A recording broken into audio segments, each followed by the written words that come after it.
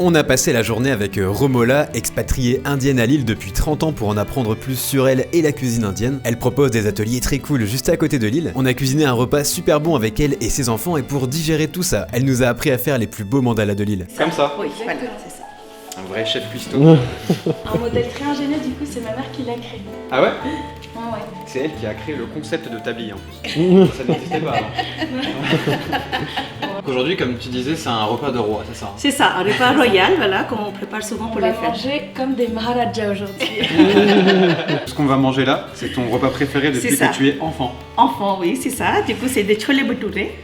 Et ton père qui ne voulait pas donc que tu fasses de la cuisine. C'est ça, oui, oui. En fait, parce qu'il disait toujours, bah, après le mariage, je vais devoir cuisiner, voilà, c'est plus après, souvent les femmes après, hein, on passe la vie dans la cuisine, Ouais. souvent. Tu avais un père qui était avant-gardiste, ouais. Oui, oui.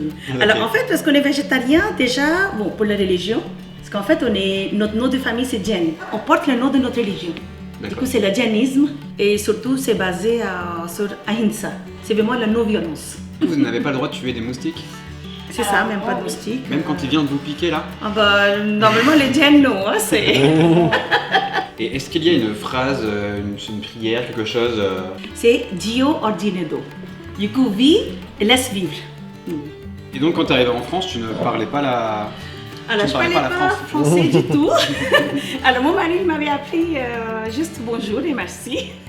J'étais artiste, je peux dire, depuis toujours, même quand j'étais jeune, à l'école. J'ai participé aussi à plein de concours, plein de choses. Et là, quand je suis arrivée en France, je me suis inscrite dans les cours d'art ici. Du coup, c'était vraiment mes passions, mais qui étaient devenues vraiment une activité presque temps plein. J'ai plus que 20 ans, j'y reviens. Parce que là, je me suis dit, c'est maintenant ou jamais. Quand j'ai fait moi-même, du coup, ça m'a fait énormément du bien. Et après, j'ai fait faire aux enfants aussi, tout le monde. Et j'ai réalisé que c'est vraiment une activité qui est accessible à tous. Même les petits, les grands, tout âge. Il y a tes deux passions dans cet endroit. C'est ça, en fait, c'est pour ça que j'avais appelé ça aussi ABC, Art Bien-être Cuisine. Donc ça y est, donc là on est vraiment dans un vrai repas de fête. Ça c'est incroyable hein. Oui, les pois chiches.